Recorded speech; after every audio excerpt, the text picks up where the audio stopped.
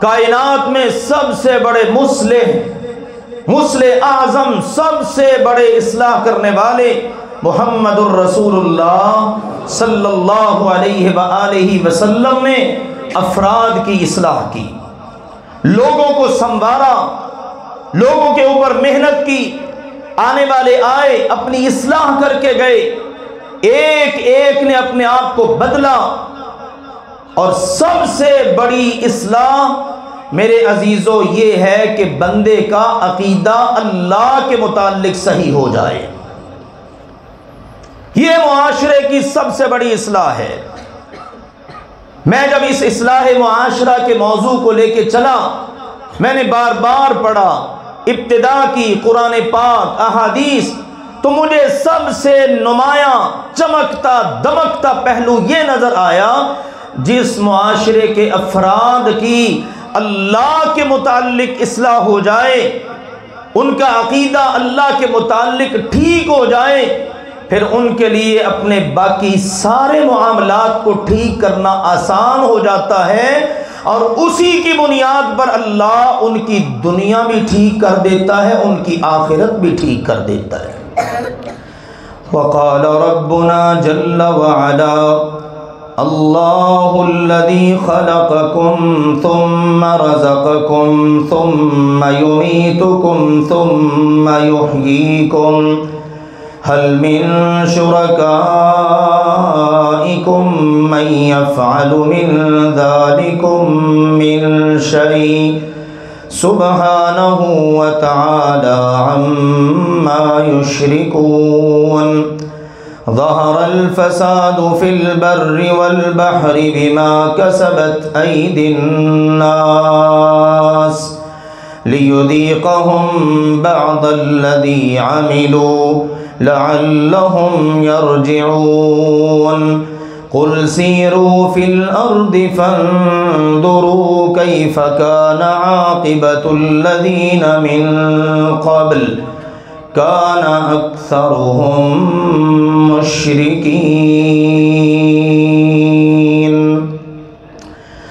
ہمارے پیارے رب سبحانہ و تعالی نے ارشاد فرمایا، اللہ الذی خلقکم، اللہ وہ ہے جس نے تم سب کو پیدا کیا، ثم رزقکم، پھر تم سب کو رزق دیا، ثم یمیتکم، پھر وہی تمہیں موت دے گا، ثم یحییکم، پھر وہی تمہیں زندہ کرے گا، هل من شرکائکم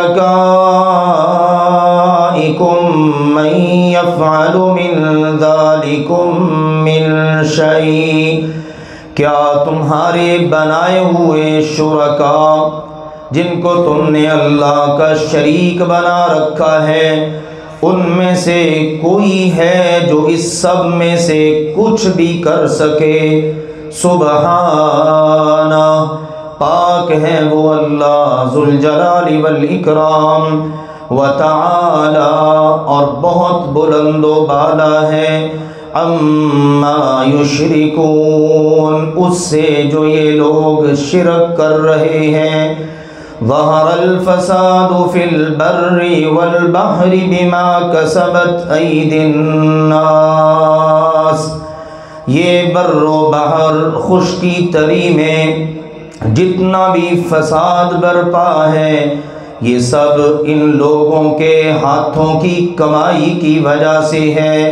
لیذیقہم بعض الذی عملوا لعلہم یرجعون، اللہ تعالیٰ انہیں ان کے بعض اعمال کا مزہ چکھاتا ہے، شاید کہ یہ لوگ پلٹ آئیں۔ قل سیروا فی الارض، فرما دیجئے زمین میں چلو پھرو، فانظروا، پھر دیکھو، کیف کان عاقبۃ الذین من قبل، وہ لوگ جو تم سے پہلے تھے ان کا کیا انجام ہوا، کان اکثرہم مشرکین، ان میں سے اکثر لوگ شرک کرنے والے تھے۔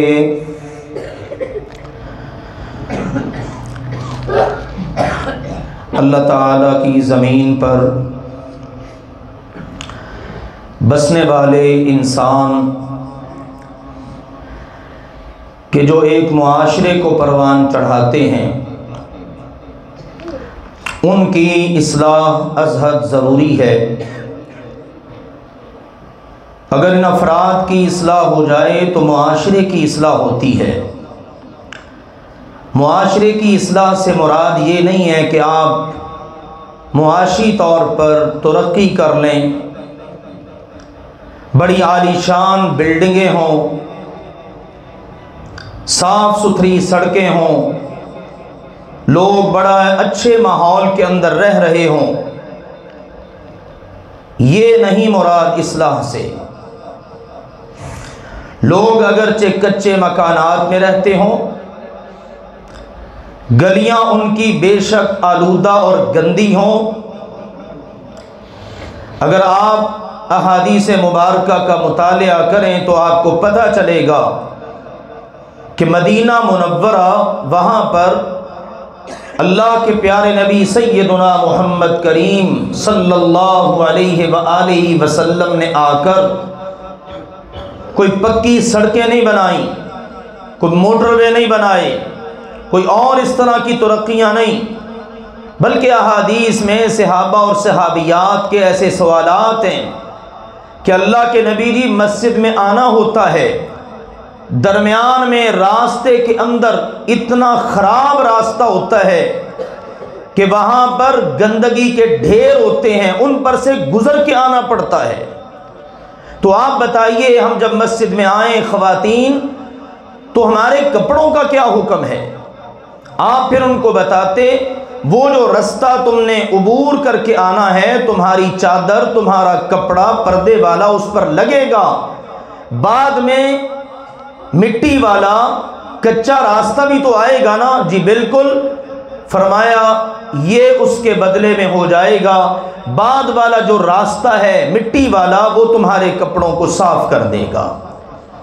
اس قسم کی باتوں سے پتہ چلتا ہے کچی سڑکیں، گندی سڑکیں، لیکن سبحان اللہ، کائنات میں سب سے بڑے مصلح اعظم، سب سے بڑے اصلاح کرنے والے محمد الرسول اللہ صلی اللہ علیہ وآلہ وسلم نے افراد کی اصلاح کی، لوگوں کو سنوارا، لوگوں کے اوپر محنت کی، آنے والے آئے اپنی اصلاح کر کے گئے، ایک ایک نے اپنے آپ کو بدلا۔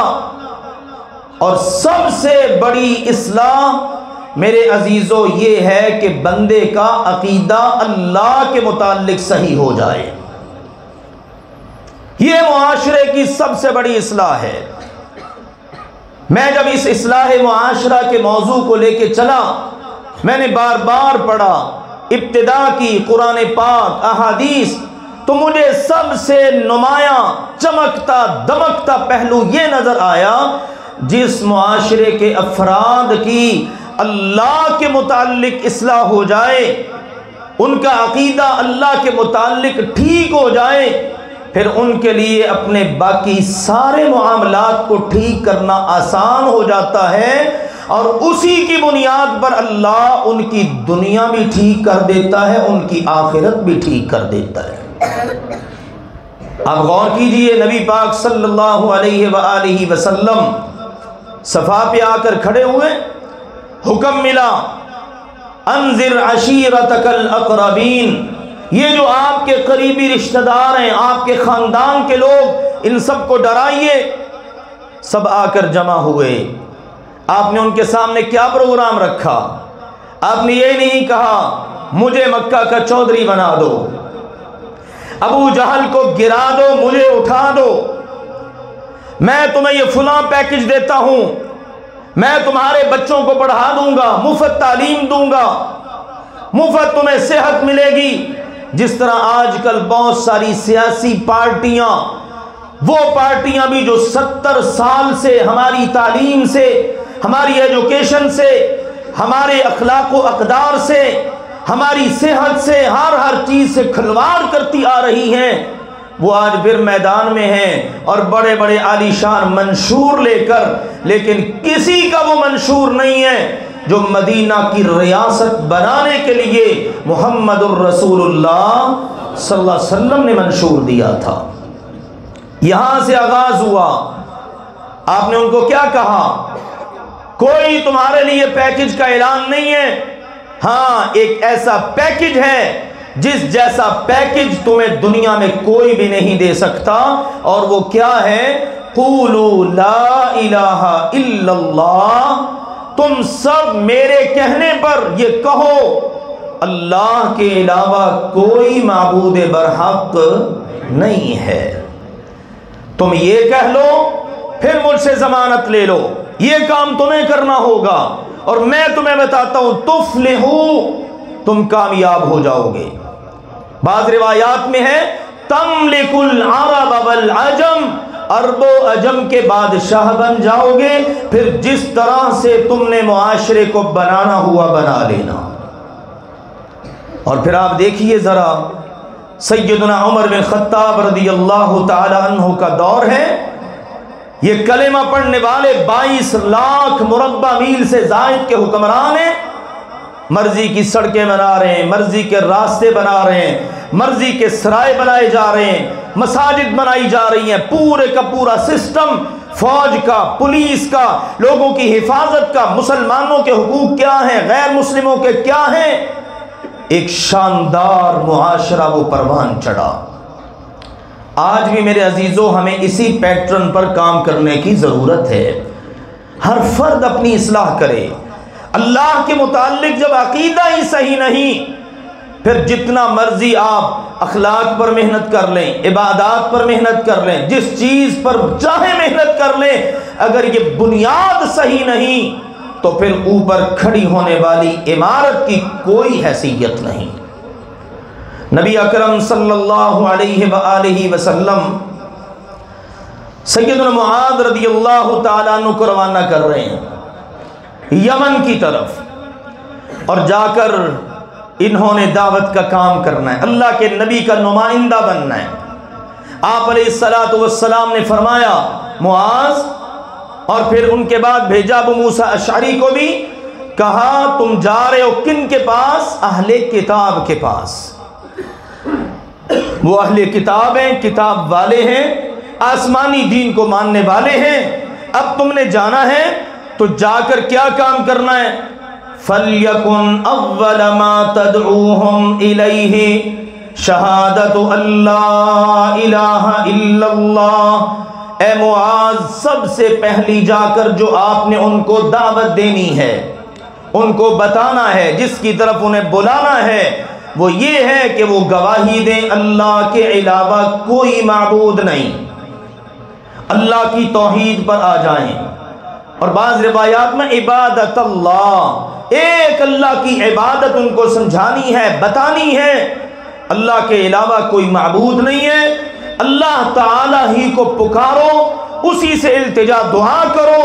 یہ وہ لوگ ہیں جن کے پاس پہلے سے کتاب ہے، اللہ کے متعلق ان کا عقیدہ ہے ضرور لیکن خراب ہو چکا ہے۔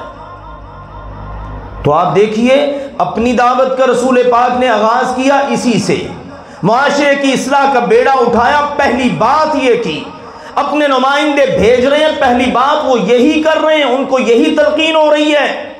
جتنے نبی رسول آئے سب کی یہی بات، یہی دعوت، یہی پیغام۔ ابھی جو ابتدا میں آپ نے سورۃ الروم کی آیات سنی ہیں، آپ نے اگر غور کیا ہو تو اللہ تعالیٰ نے بتا دیا بر و بحر میں، خشکی تری میں، سمندروں کے اندر، اور اسی طرح زمین کے اوپر جتنا فساد برپا ہے وہ کیوں ہے؟ لوگوں کے گناہوں کی وجہ سے۔ یہ بد امنی، یہ بے سکونی، یہ بے اطمینانی، یہ معاشی بحران، یہ لڑائیاں، یہ جنگیں، یہ فساد، یہ بر و بحر سارے کا سارا متاثر ہے۔ اس کی مین وجہ لوگوں کے گناہ، اور پہلے بھی دیکھیے بعد میں بھی دیکھیے، سب سے بڑا گناہ کیا ہے؟ شرک۔ جہاں پر اللہ کے ساتھ شرک پایا جائے گا میرے عزیزوں، وہاں پر معاشرے کا سب کچھ بگاڑ کا شکار ہو جائے گا۔ آپ ذرا غور کیجئے نا، اگر گھر کے اندر ایک باپ کی سربراہی میں چلنے والی یہ چھوٹی سی ریاست 3 مرلے 5 مرلے 10 مرلے کنال 2 کنال میں، اگر یہاں پر ماتحت رہنے والی اولاد اس باپ کے اس گھر کے سربراہ کی ماتحتی میں زندگی گزارنے والے یا افراد خانہ اگر گھر کے سربراہ کے متعلق شک کا شبے کا شکار ہو جائیں، اس کے ساتھ شراکت داری لے آئیں، تو اس گھر کا نظام چلے گا یا بگڑے گا؟ تباہ ہو جائے گا گھر کا نظام۔ اللہ ذوالجلال والاکرام نے یہاں پر یہی نقطہ سمجھایا اور بتایا، پہلے والے بھی بڑا شرک کرنے والے تھے، اب بھی لوگ بڑا شرک کر رہے ہیں، اس شرک کی یہ نحوست ہے، بر و بحر کے اندر فساد برپا ہے۔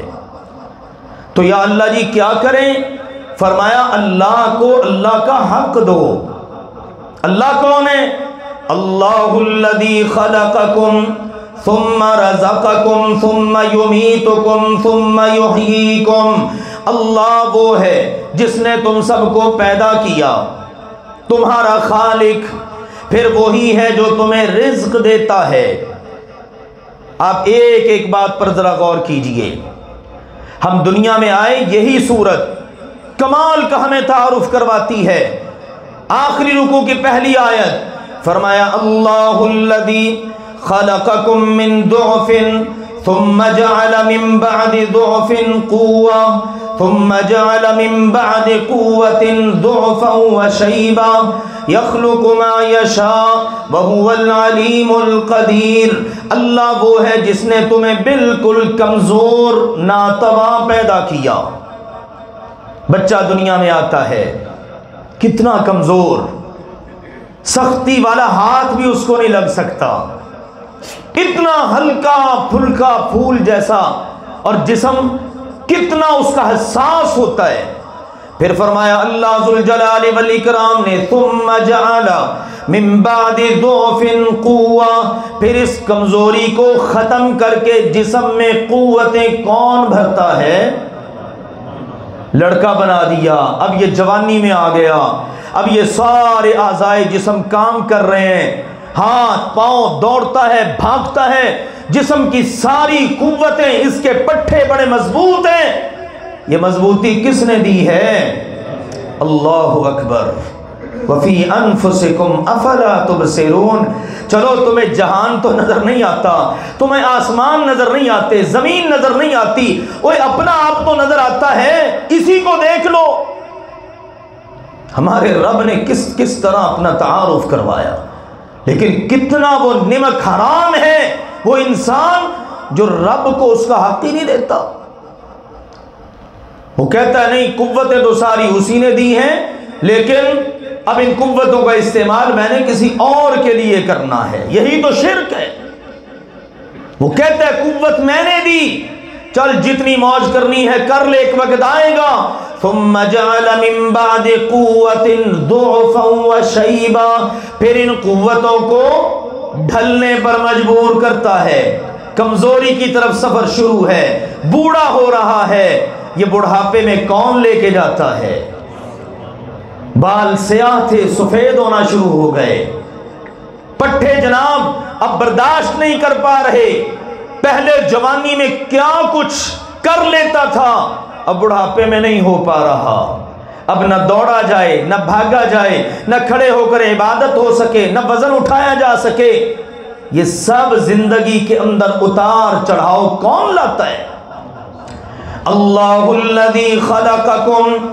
اپنے رب کو پہچانو، رب کو پہچان کر اپنی اصلاح کرو، ہر فرد اپنی اصلاح کرے، معاشرے کی اصلاح ہوگی۔ اللہ وہ ہے جس نے تمہیں پیدا کیا، یخلق ما یشاء، وہ جو چاہے سو پیدا کرے۔ مجھے آپ کو پیدا کیا، ہمارے ماں باپ سے نہیں پوچھا کہ تمہیں ایسا بچہ عطا کر دوں، ہم سے بھی نہیں پوچھا تمہیں کہاں پیدا کروں، امیر گھر میں کہ غریب گھر میں، اس نے پیدا کر دیا، وہ اس کی مرضی ہے۔ قرآن پاک میں یہ خلق انسان کہہ لیجئے، انسان کو پیدا کرنا اور دیگر مخلوقات کو پیدا کرنا، یہ موضوع بڑا وسعتوں کا حامل ہے، لیکن سمجھنے والے کے لیے قرآن پاک کی ایک دو آیات بھی پڑھ کر سن کر سمجھ لینا آسان ہوتا ہے اور کافی ہوتا ہے۔ اگلی بات کیا سمجھائی؟ پیدا تمہیں کر دیا، اب لاوارث چھوڑ دیا؟ نہیں، ثم رزقکم، پھر اللہ ہی ہے جو تمہیں رزق دیتا ہے۔ رحم مادر میں تھے، وجود بننا شروع ہو گیا، وہاں پر کچھ وقت گزرتا ہے، وجود بننے کے بعد بچہ سانس لیتا ہے، ماں کے بطن میں خوراک لیتا ہے، دنیا میں آیا، اب دنیا کے اندر آتے ہی اللہ نے خوراک کا بندوبست کر دیا، اسی ماں کے سینے کے اوپر اللہ نے دو نہریں چلا دی، جس وقت اس کو بھوک لگتی ہے ماں تڑپ اٹھتی ہے، میرے بچے کو بھوک لگی ہے، اس کے بعد چلتے چلاتے کھانا کھاتا ہے، مختلف قسم کے مشروبات پیتا ہے، لڑکپن، جوانی، کبھی ایسا وقت بھی آ جاتا ہے لقمہ حلق سے اتارنے کی کوشش کرتا ہے پر اترتا نہیں ہے۔ کون ہے یہ سب کرنے والا؟ یہ سب کرنے والا اللہ ہے۔ جب تک حکم رہا تب تک لقمے اس منہ کے ذریعے پیٹ میں اترتے رہے، ہضم ہوتے رہے، خوراک بنتی رہی، اور ہمارے پیارے نبی نے سمجھایا جب بھی کھاؤ کھانے کے بعد پڑھو الحمدللہ الذی اطعم وسقا وسوغا وجعل له مخرجا، ساری تعریفیں اللہ کے لیے جس نے کھلایا، جس نے پلایا، جو اس کو ہضم کرے گا، اور جو میرے جسم کی ضرورت سے زیادہ ہے اس کو فضلہ پخانہ بنا کر جسم سے نکال دے گا۔ یہ سب کرنے والا کون ہے؟ اللہ ہے۔ جب خالق بھی اللہ ہے، رازق بھی اللہ ہے، تو پھر میرے عزیزو جب اس کی حق کی ادائیگی کا وقت آئے تو پھر بندہ اور کسی کو دے دے۔ جب اس کا حق ادا کرنا ہو، کیا ہے اس کا حق؟ نبی اکرم صلی اللہ علیہ وسلم پوچھتے ہیں سیدنا معاذ سے، سیدنا معاذ کہتے ہیں میں اللہ کے نبی صلی اللہ علیہ وسلم کے بالکل پیچھے بیٹھا ہوں سواری پر، کنت ردیف النبی صلی اللہ علیہ وسلم، اللہ کے نبی کے بالکل پیچھے۔ کیا قسمت کے کہنے ہیں صحابہ کرام کی، اللہ کے نبی کی پیٹھ مبارک ہے، معاذ رضی اللہ عنہ کا سینہ ہے، اور نبی کی پیٹھ مبارک سے سینہ لگا ہوا ہے، سواری چل رہی ہے، خوبصورت ہونٹوں سے بات نکلی، آواز نکلی، یا معاذ، اس آواز کی چاشنی اور مٹھاس کے کیا کہنے ہوں گے۔ معاذ کے کانوں میں پڑی تو آواز سنتے ہی کہا لبیک و سعدیک، اللہ کے نبی میں حاضر، میری خوش قسمتی کہ میرا نبی مجھے آواز دے۔ خاموشی چھا گئی، تھوڑا وقت گزرا، پھر آواز مبارک بلند، یا معاذ، میں نے پھر عرض کیا لبیک و سعدیک، تھوڑا وقت گزرا، پھر آواز بلند ہوئی، یا معاذ، اے معاذ، میں نے پھر عرض کیا۔ اب آپ نے 3 مرتبہ آواز دینے کے بعد مجھے پوری طرح متوجہ کر کے اب فرمایا اتدری ما حق اللہ علی العباد، معاذ جانتے ہو اللہ کا حق بندوں پر کیا ہے؟ میں بھی اللہ کا بندہ، آپ سارے سننے والے حضرات و خواتین بھی اللہ کے بندے بندیاں، آئیے اپنے اللہ کا حق سنیے۔ جانتے ہو ما حق اللہ علی العباد، بندوں پر اللہ کا حق کیا ہے؟ عرض کیا اللہ و رسولہ اعلم، اللہ اور اس کا رسول ہی بہتر جانتے ہیں۔ یہ نہیں ہے کہ بات آئے جواب آئے نہ آئے تو دے دو، بنا کوئی پوچھے نہ پوچھے فوراً سے زبان کو حرکت میں لے آؤ، ایسا نہیں۔ جس کا پتہ ہے بتا دیا، جس کا علم نہیں خاموشی اختیار کی، کہا اللہ رسول کو علم ہے۔ آپ نے پھر بتایا، فرمایا حق اللہ علی العباد ان یعبدوہ ولا یشرکوا بہ شیئا، اللہ کا حق بندوں پر یہ ہے کہ بندے صرف اللہ کی عبادت کریں، اس کے ساتھ کسی کو شریک نہ بنائیں۔ یہ ہے میرے عزیزو اللہ کا حق۔ کیا ہے اللہ کا حق ہمارے اوپر؟ اللہ کی عبادت کریں، اس کے ساتھ کسی کو بھی شریک نہ بنائیں۔ اب عبادت کیا ہے؟ ہم نے بڑا محدود سا تصور رکھ لیا، 5 وقت نماز پڑھ لو زیادہ سے زیادہ، سال بعد روزے رکھ لو، موقع مل جائے زندگی میں طاقت استعداد و حج کر لو، سال بعد مال اگر اتنا ہے صاحب ایسی ہے تو زکوٰۃ دے لو، بس میں تو بڑا اللہ کا عبادت گزار۔ نہیں میرے عزیزوں، آئیے سمجھیے عبادت کیا ہے۔ اسم جامع لکل ما یحبہ اللہ ویرضا من الاقوال والاعمال والنیات۔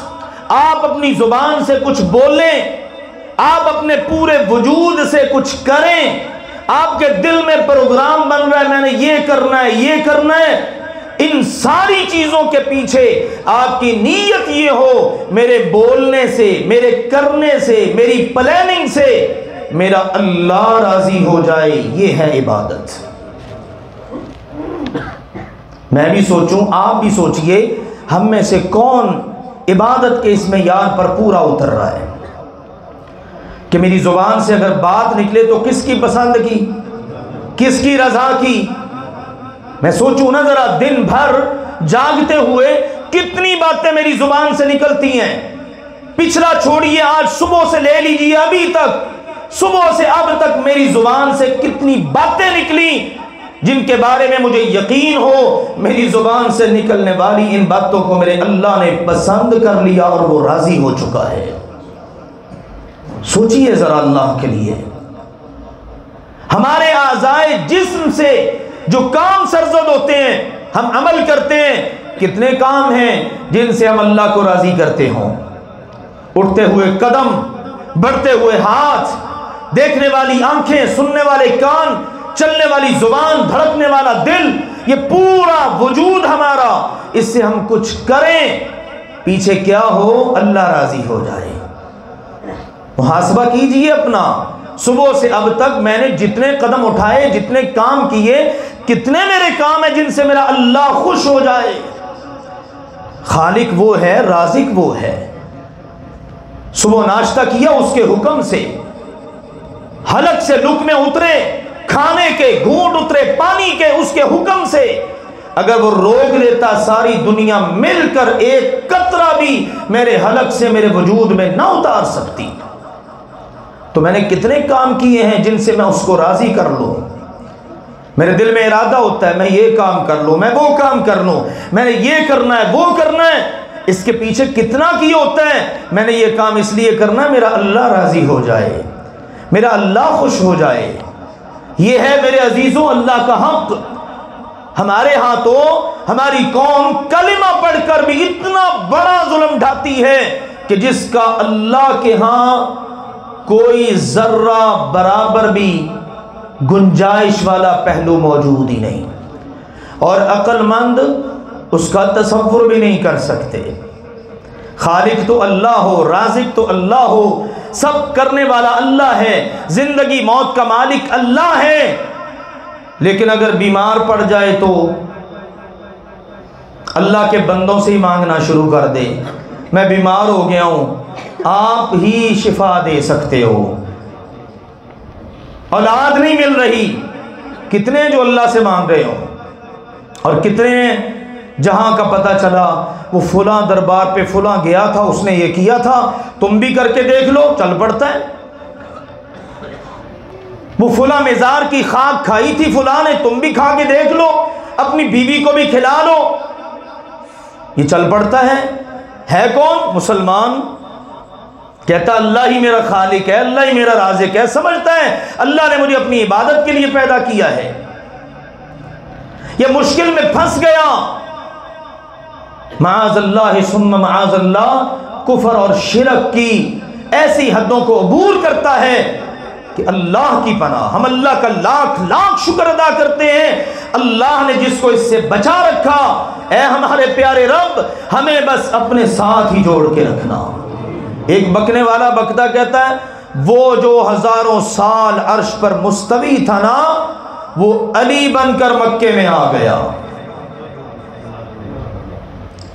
بتائیے کافری اور کیا ہے، کفر اور کس کو کہتے ہیں؟ اس کو کوئی مسئلہ، کوئی ضرورت پڑ گئی، کوئی زندگی میں ضرورت آ گئی، یہ کہتا نہیں فلاں فلاں ضرورت پوری کرنے والا ہے۔ اس کو رزق کا معاملہ بن گیا، اس نے کہا گنج بخش، خزانے بخشنے والا تو فلاں ہے، فیض عالم، سارے عالم کو فیضیاب کرنے والا تو فلاں ہے، داتا کہتا دینے والا تو فلاں ہے۔ اب مجھے ایمانداری سے بتائیے، غور کیجئے کہ یہ شرک نہیں تو اور کیا ہے؟ اس لیے اللہ کے متعلق عقیدہ صحیح ہونا، اس سے معاشرے کی اصلاح ہوتی ہے۔ سارے نبیوں کی زندگی پڑھ لیں آپ، اور نہ پڑھیں تاریخ میں، قرآن ہی پڑھ لیجئے، ہر نبی کا تذکرہ اللہ نے کیا تو جب بھی کیا اس میں ابتدا یہیں سے، انتہا بھی یہیں پر۔ ہمارے پیارے نبی صلی اللہ علیہ وسلم نے ابتدا یہاں سے کی، آخری ایام ہے، زندگی مبارک دنیا کی ختم ہو رہی ہے، اگلے سفر پہ روانہ ہو رہے ہیں، اور اپنی قوم کو، اپنی امت کو کیا بتا رہے ہیں؟ شرک کے قریب نہ جانا۔ تمہاری اتنی تربیت کی، اتنا تمہیں سمجھایا، سنو تم سے پہلے بھی توحید کے دعوے دار تھے یہود و نصارہ، لیکن اللہ کی ان پر لعنت ہو، اتخذوا قبور انبیائہم ومصالحیہم مساجدا، ان پر اللہ کی لعنت اس لیے ہو کہ انہوں نے اپنے نبیوں اور اپنے نیک لوگوں کی قبروں کو سجدہ گاہ بنا لیا۔ اب اللہ کے پیارے نبی حضرت محمد کریم صلی اللہ علیہ وسلم کے بعد آج تک کوئی نبی نہیں آیا، نہ قیامت تک آئے گا۔ ہماری اس امت میں نبیوں کی قبروں کا سجدہ گاہ بننا تو ممکن ہی نہیں ہے، لیکن نیک لوگ تو موجود ہیں نا۔ اب نیک آدمی فوت ہوا، اس کی قبر بنائی، اس کا مزار بنا لیا، آستانہ بنا لیا، دربار بنا لیا، اب اس پر ماتھے ٹیکے جا رہے ہیں، سجدے ہو رہے ہیں، رکوع ہو رہے ہیں، نذر و نیاز ہو رہی ہے، دعائیں ہو رہی ہیں، شفا لی جا رہی ہے، تنگیاں دور کروانے کی کوشش کی جا رہی ہے۔ نقطہ نظر کیا ہے؟ وہ اللہ تو معاذ اللہ اتنا ظالم ہے، ہم نے پیدا کر دیا، اب ہماری سنتا نہیں ہے، اور یہ جو اللہ والے ہیں نا، ان کی وہ موڑتا نہیں ہے۔ یہی ہے نا عقیدہ۔ کتنا خوفناک قسم کا یہ عقیدہ ہے۔ یہ تو معاذ اللہ اللہ تعالیٰ پر سیدھا سیدھا بہتان ہے۔ یہ تو اس کے ظلم والی بات ہے۔ وہ کہتا ہے میں ظلم نہیں کرتا، میرے لیے میری ساری مخلوق ایک جیسی ہے۔ کوئی مانگتا رہا، سال ہا سال مانگا اس نے، لیکن اس نے شفا نہ دی۔ جب اس کا دل چاہا اس نے شفا دے دی۔ کون تھے؟ ایوب علیہ السلام۔ بیمار پڑے نا، ہر وقت یہی التجا، رب انی مسنی الضر، اللہ مجھے بڑی تکلیف آئی ہے، اللہ میں بڑا بیمار پڑ چکا ہوں، اللہ چلنے پھرنے سے قاصر ہوں، اللہ خاندان کنبہ قبیلہ سب چلا گیا ہے۔ وہ سنتا رہا، لیکن جب اس کی مرضی آئی اس نے قبول کر لیا۔ یونس علیہ السلام پھنس گئے مچھلی کے پیٹ میں، کوئی سنوائی نہیں ہے، کوئی نہیں جانتا کہاں گیا یونس۔ ساری دنیا کے سارے وسائل لے آؤ، ڈھونڈا نہیں جا سکتا، لیکن جس کی نظر میں سب کچھ ہے اس کو پتا ہے میرا یونس کہاں ہے۔ وہاں سے انہوں نے پکارا، پکارتے رہے، جب اس کی مرضی ہوئی اس نے سن لیا۔ ابراہیم علیہ السلام اللہ کے خلیل ہیں، اعلیٰ کے بڑا جگری دوست، اتنا پیارا دوست۔ ہمارے پیارے نبی نے فرمایا قیامت کے دن سب سے پہلے جس کو لباس پہنایا جائے گا نا، وہ ابراہیم علیہ السلام ہوں گے۔ مانگتے رہے اللہ، باپ نے گھر سے نکال دیا تیری خاطر، اب اکیلا ہوں، تنہا ہوں، رب ہب لی من الصالحین، اللہ مجھے نیک اولاد دے دے۔ وہ مانگتے رہے، کرتے رہے دعا، لیکن شہنشاہ عالم کی جب مرضی ہوئی اس نے اس وقت سن لی اور قبول کر لی۔ اس میں سبق ہے، کچھ بھی ضرورت پڑ جائے بس اسی اللہ کی طرف رجوع کرو۔ عقیدہ توحید یہ میرے عزیزوں ہونا بہت ضروری ہے۔ جس کا عقیدہ توحید اس کی درستگی ہو گئی، اس کی اصلاح ہو گئی، میرے عزیزو اس فرد کی باقی کی اصلاح آسان ہوتی چلی جاتی ہے۔ یوں چراغ سے چراغ جلتا ہے، معاشرے کی اصلاح ہوتی ہے۔ انشاءاللہ اگلے پہلو پر اگلے جمعے سے بات شروع کریں گے۔ اللہ ذوالجلال والاکرام حق بات کو سمجھنے، قبول کر کے عمل کرنے کی توفیق عطا فرمائے۔ وآخر دعوانا ان الحمدللہ رب العالمین۔ الحمدللہ نحمده ونستعینه ونستغفره ونعوذ باللہ من شرور انفسنا ومن سیئات اعمالنا، من يهده الله فلا مضل له ومن يضلل فلا هادي له، واشهد ان لا اله الا الله وحده لا شريك له، واشهد ان محمدا عبده ورسوله، اما بعد۔ میرے پیارے بھائیوں اور محترم بزرگوں، اللہ تعالیٰ کی زمین کے اوپر صرف ایک اللہ کی عبادت ہو، اللہ کا سچا دین غالب ہو، سارے کے سارے انسانوں کی غلامیوں سے یا اپنے سے کم تر مخلوقات کی غلامیوں سے نکل کر اعلیٰ تر بالا تر سب سے طاقتور خالق و مالک کی بارگاہ میں آ کر جھکیں اور اس کے بنیں، یہ بات اللہ تعالیٰ کو پسند ہے۔ اس کے علاوہ بتوں کی پوجا ہو، اپنے سے کم تر مخلوقات کی پوجا ہو، اللہ تعالیٰ کو یہ گوارا نہیں ہے۔ کتنا دلدوز سانحہ اور واقعہ رونما ہوا وہ بابری مسجد کہ جس کو مسلمانوں نے بنایا تھا کہ یہاں پر خالق و مالک کی بارگاہ کے اندر ہی پیشانیاں ٹیکی جائیں، اور یہ مبارک زمین مسجد سجدہ گاہ یہ قیامت تک کے لیے مسلمانوں کی پیشانیوں کے ساتھ آباد ہو۔ اس کو اللہ کے دشمنوں نے، مسلمانوں کے دشمنوں نے، ایک دو نہیں کروڑوں بتوں کے پجاریوں نے اور گندی اور غلیظ ترین چیزوں کے پجاریوں نے اس مسجد کو مندر میں بدل ڈالا، اور 2 ارب کے قریب مسلمان چپ سادے بیٹھے ہیں۔ یہ صورتحال ذلت پستی کی انتہا کو چھو رہے ہیں۔ ہاں ایک ہی علاج ہے، دعوت اور اللہ کی راہ کے اندر جہاد۔ جہاد کیوں برداشت نہیں ہوتا؟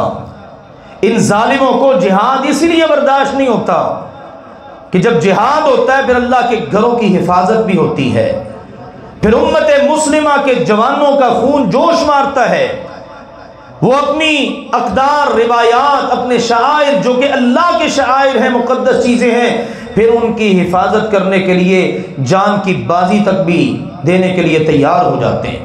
اسی لیے تو اللہ کے دشمنوں کو یہ گوارا نہیں ہے۔ بہرحال یہ سامع ہوا ہے اور بات وہی ہے، یہ بابری مسجد دوبارہ سے انشاءاللہ بنے گی، اور بنے گی قرارداد مذمت وغیرہ سے نہیں بلکہ ہندوؤں کی مرمت سے ہی بنے گی۔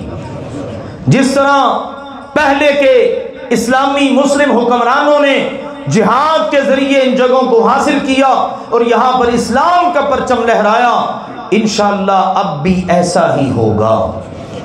لیکن وہ اللہ کو پتہ ہے کہ اللہ ذوالجلال والاکرام نے کب کرنا ہے۔ کم از کم ہمارا نام تو ان خوش نصیبوں میں شامل ہو کہ جو اس بات کا عزم رکھتے ہیں، ارادہ رکھتے ہیں، نیت کرتے ہیں اور دعا کرتے ہیں اور ترستے ہیں کہ یا اللہ بابری مسجد دوبارہ سے بنے اور ہمیں بھی وہاں پر سجدے کی توفیق نصیب ہو۔ الحمدللہ ہمارے دل و دماغ کے اندر یہ بات، نیت، ارادہ، دعا، خواہش ہے کہ بیت المقدس آزاد ہو یہودیوں کے ہاتھوں سے، وہ بھی اسی طرح سے کھل جائیں سارے مسلمانوں کے لیے جس طرح مکہ میں اللہ کا گھر، مدینہ میں ہمارے پیارے نبی کی مسجد، کہ جب چاہیں بیت المقدس میں بھی جا کر نبیوں کی سجدہ گاہ کے اوپر ہم بھی سجدہ کرنے کی سعادت حاصل کریں انشاءاللہ۔ اللہ تعالیٰ ان نیتوں اور ارادوں کو خوب جانتا ہے، اس کو معلوم ہے کہ اس نے ہماری زندگی میں ان چیزوں کو پورا کرنا ہے یا بعد میں۔ باقی یہ ہے قرب قیامت کی علامات میں تو یہ باتیں موجود ہیں، آنے والے وقت میں جہاد ہوگا، اس جہاد کے ذریعے دنیا پر اسلام غالب ہوگا، یہ سارے کا سارا عالم کفر شکست سے دوچار ہوگا۔ لیکن موجودہ جو صورتحال ہے وہ آپ سب کے علم میں ہی ہے، اور وجہ اس کے پیچھے کیا ہے؟ ہم مسلمانوں کی کوتاہی، ہم مسلمانوں نے جس وقت اپنے دین سے منہ پھیرا، ہمارے نبی نے فرمایا تھا نا، لَسَلَّطَ اللَّهُ عَلَيْكُمْ ذُلًّا، اللہ تعالیٰ تم پر ذلت مسلط کر دے گا، لا ينزعه، اللہ ختم نہیں کرے گا اس کو، کب تک؟ حَتَّى تَرْجِعُوا إِلَى دِينِكُمْ، جب تک تم دوبارہ اپنے دین پر نہیں آ جاؤ گے، اپنے دین پر آ جاؤ گے ذلت ختم ہو جائے گی، پھر تمہارا دین تمہیں گائیڈ کرے گا تم نے کیا کرنا ہے۔ آئیے اللہ تعالیٰ سے دعاؤں کا سلسلہ بھی جاری رکھیں، اور جہاں تک ہم سے بن پڑے اپنے اپنے معاملات ان سے نکل کر مسلمانوں کے ان اجتماعی معاملات پر ہمیں توجہ بھی مرکوز رکھنی چاہیے۔ اس کے لیے جو اللہ نے ہمیں اسباب و وسائل دے رکھے ہیں ان کا ہمیں بھرپور استعمال کرنا چاہیے۔ سوشل میڈیا آج کل بڑا ایک زبردست یہ ٹول ہے، ذریعہ ہے، اس کا استعمال کر کے ہم اللہ کے فضل و کرم سے اپنی آواز ایک ہی وقت میں بہت سارے لوگوں تک پہنچا سکتے ہیں۔ اللہ ذوالجلال والاکرام مسلمانوں کے حالات پر رحم فرمائے۔